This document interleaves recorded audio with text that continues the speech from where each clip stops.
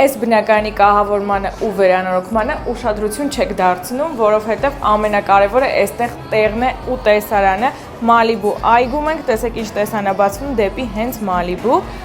Տան ընդհանուր մակերեսը 115 քառակուսի է, սա հյուրասենյակն է, բավականին մեծ է, հարմարավետ, լուսավոր, նախասրահի հատվածը, ունենք ներկառուցված մեծ պահարան, սա էլ հարմար չափերի է, ամենակարևորը առանձնացված խոհանոցն է, որ կարող է ծառայել համ որպես խոհանոց, համ կարող է խոհանոցը տեղափոխել հյուրասենյակ, սա լինի ննջասենյակ, ննջասենյակների հատվածը առանձնացված է։ Սա առաջինն է, իմիջիայլոց բնակարանը ունի երկկողմանի դիր, շատ լուսավոր է։